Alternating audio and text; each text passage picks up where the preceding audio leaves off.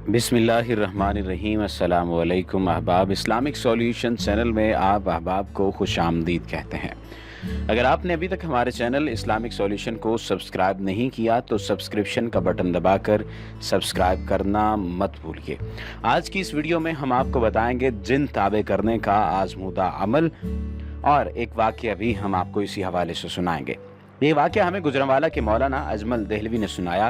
वो कहते हैं कि उनके दादा मौलाना अकमल देहली के रहने वाले थे। वो बाकायदा मस्जिद के खतीब न थे, बल्कि कभी कभार इमाम मस्जिद और लोगों के इसरार पर खुतबा दिया करते थे। वो कपड़े के ताजिर होने के बायस आसूदा हाल थे। उन्हें खिदमत खलक का भी बहुत शौक था। चुपचाप बहुत से लोगों की मदद करते थे। उन्हें अमलियात का भी बहुत शौक था, इसलिए दूर दराज से लोगों की मदद करते। उन्हें अमलियात का भी बहुत शौक था, इसलिए दूर दराज से लोग अपने मसाइल के हल के लिए उनके पास आया करते थे। दादा हुजूर अपनी नेकी, पाकबाजी और सखावत की वजह से इलाके भर में मशहूर थे। उनके पास अमलियात सीखने के शौकीन बहुत से नौजवान आते, मगर वो मसरूफियत और बुढ़ापे का बहाना बनाकर उन्हें टाल देते।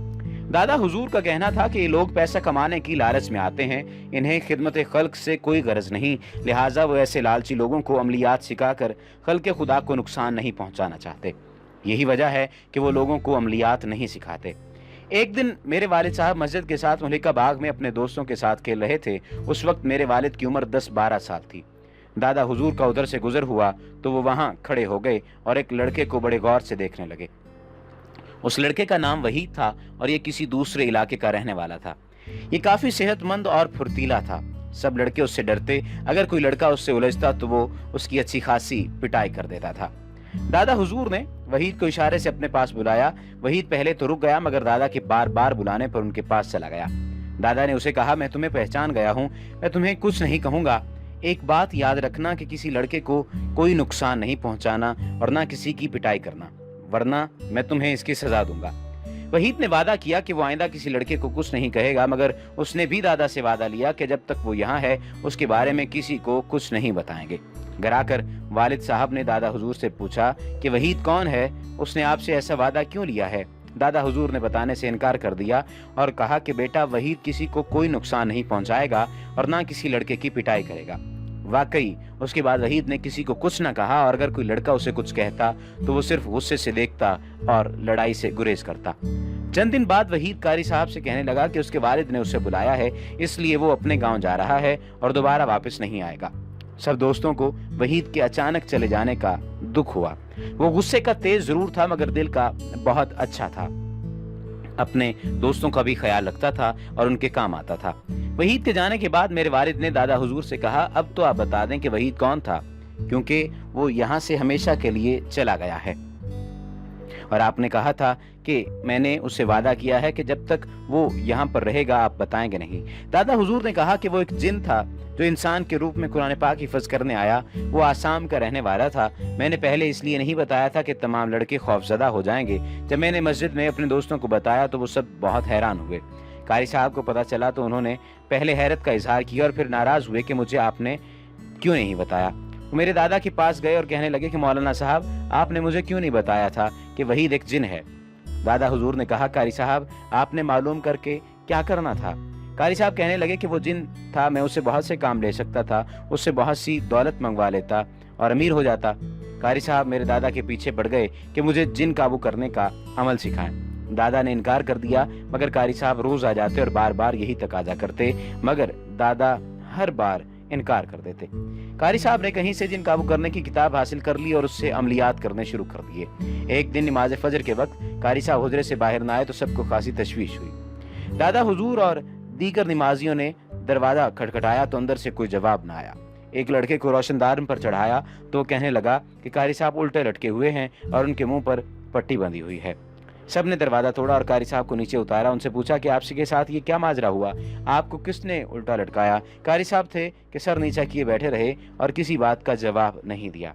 नमाज के बाद सब सर फिर पूछने लगे, मगर कारी साहब ये कहकर टाल गए थे, मुझे तो कुछ मालूम नहीं, मैं तो सो रहा था कि किसी ने मुझे बांध दिया।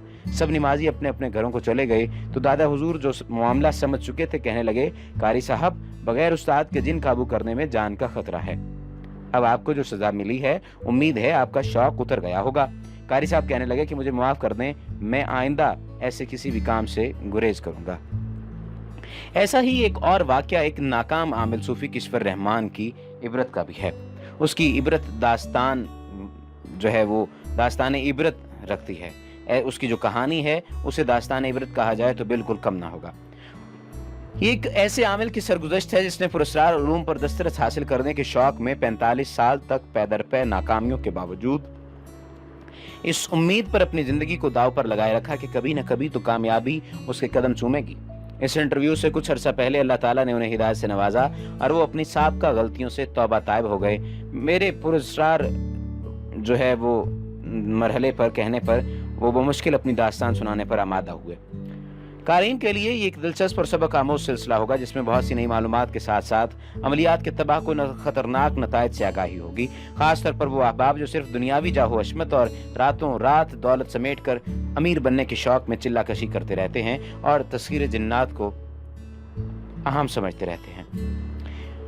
मेरे वालिदैन ने मेरा नाम किश्वर रखा था, लेकिन ये नाम आम तौर पर लड़कियों का रखा जाता है, इसलिए दोस्त अक्सर शरारत से किश्वर कहा करते थे, मुझे परेशान करते। बहुत सोच विचार के बाद मैंने अपने नाम के साथ रहमान का इजाफा कर लिया। इस तरह मेरा नाम किश्वर रहमान हो गया। मैंने आज तक शेव नहीं कराई, शुरू ही से दाढ़ी रख ली, जिसकी वजह से मेरे जानने वालों ने मुझे सूफी किश्वर रहमान के नाम से पुकारना शुरू कर दिया। मैं अमलियात की दुनिया में कैसे आया, ये एक लंबी कहानी है। मैं कोशिश करूंगा कि अपने मुख्तसर हालात ज़िंदगी बयान करने के बाद असल मौजू की तरफ आऊं। मेरा ताल्लुक एक कारोबारी शेख घराने से है। मैं अपने बहन भाइयों में सबसे छोटा था, इसलिए मुझे वालिदैन का बहुत ज़्यादा प्यार मिला। मेरे वालिदैन को मुझसे इतनी मोहब्बत थी कि अल्फाज के ज़रिए इसका अहाता करने में मुश्किल पेश आए। मेरे वालिदैन ने मुझे स्कूल में पढ़ाने की बहुत कोशिश की, लेकिन इसे मेरी बदनसीबी समझिए कि मैं स्कूल में जाने के बजाय दोस्तों के साथ आवारागर्दी करके अपना कीमती वक्त ज़ाया करता रहा। जब मेरी उम्र तकरीबन 13 साल के करीब हुई तो मस्जिद में बाकायदगी से आना जाना शुरू कर दिया। मैंने बचपन में ही जंतर मंतर की किताबें पढ़ना शुरू कर दी, लेकिन इसमें मुझे कोई कामयाबी हासिल ना हुई।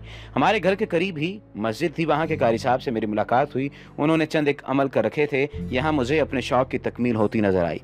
एक दिन मैंने उनसे दरख्वास्त की कि मैं आपकी शागिर्दी करना चाहता हूँ। उन्होंने मेरी दरख्वास्त कबूल कर ली। मैंने उन्हें बताया कि आपके पास अंगूठे पर मुवक्कलात को हाजिर करने का जो अमल है, मैं भी इसमें महारत हासिल करना चाहता हूँ। उन्होंने इस शर्त पर हाँ कर दी कि तुम्हारे पास अमलियात के मौजू पर जो बहुत सी किताबें मौजूद हैं वो मुझे दे दो और मैं इसके बदले में तुम्हें अंगूठे पर जिन्नात की हाजिरी का अमल सिखा दूंगा। इस अमल में कामयाबी की सूरत में किसी नाबालिग बच्चे के अंगूठे पर स्याही लगाकर जिन्नात को हाजिर किया जाता है और इनसे बहुत सी मालूमात हासिल की जाती हैं। ये अमल भी काले अमलियात के ज़ुमरे में आता है। वादे के मुताबिक मैंने क़ारी साहब को अमलियात की बहुत सी किताबें दे दी। एक दिन रात 11 बजे हम आबादी से बाहर एक मस्जिद में चले गए। रास्ते में क़ारी साहब ने मुझे वजीफ़ा याद कराया और उसे करने का तरीका समझाया। इस वजीफ़े को सिर्फ 100 मरतबा दोहराना था। ये 11 रातों पर मुश्तमिल वजीफ़ा था। मस्जिद में दाखिल होकर मैंने वज़ू किया, उसके बाद उंगली से अपने इर्द गिर्द हिसार खींच कर वजीफ़ा पढ़ना शुरू कर दिया। मैंने अभी सिर्फ आधी तस्बीह ही पढ़ी थी कि मुझे वजीफ़ा भूल गया। मैंने हिसार के अंदर बैठने की बहुत कोशिश की, लेकिन वजीफ़ा ऐसा मेरे जहन से महव हुआ कि 1000 कोशिश के बावजूद मुझे नाकामी का सामना करना पड़ा। जब काफ़ी देर गुजर गई तो क़ारी साहब जो मेरे पास ही बैठे थे, उन्होंने आवाज़ दी कि अगर वजीफ़ा मुकम्मल हो गया है तो फिर भी मुझे आवाज़ दे दो और अगर मुकम्मल नहीं हुआ तो भी जवाब दो। मैंने रूहान सी आवाज़ में कहा कि मैं वजीफ़ा भूल गया हूँ। उन्होंने मुझे तसल्ली दी और समझाया कि कोई बात नहीं, यही वजीफ़ा अच्छी तरह याद करके घर में ही कर लेना। ये 11 रातों पर मुश्तमिल वजीफ़ा था। मस्जिद में दाखिल होकर मैंने वज़ू किया, उसके बाद उंगली से अपने इर्द गिर्द हिसार खींच कर वजीफ़ा पढ़ना शुरू कर दिया था। क़ारी साहब को जाकर सारी सूरत हाल बताई तो वो कहने लगे कि मैंने तो अपना फ़र्ज़ अदा कर दिया है, अब तुम्हारी किस्मत ही ख़राब हो तो मैं क्या कर सकता हूँ। उनकी गुफ्तगू सुनकर मैं सख्त दिल बर्दाश्ता हुआ। किसी तरह इस वाक़े का इल्म सैयद साहब को हो गया, जो मस्जिद के मुंतज़िम आला थे। उन्होंने क़ारी साहब को बुलाकर सख्त अल्फाज में कहा कि आप यहाँ बच्चों को पढ़ाने के लिए आए या उन्हें अमलियात सिखाने के लिए। सैयद साहब के कहने पर क़ारी साहब को मजबूरन वो तमाम किताबें वापस करना पड़ी तो उन्होंने मुआहिदे के तहत मुझसे वसूल की थीं। गोगे इस अमल में नाकामी और सख्त मायूसी का सामना करना पड़ा, लेकिन मेरे शौक़ की शिद्दत में इजाफा हो गया।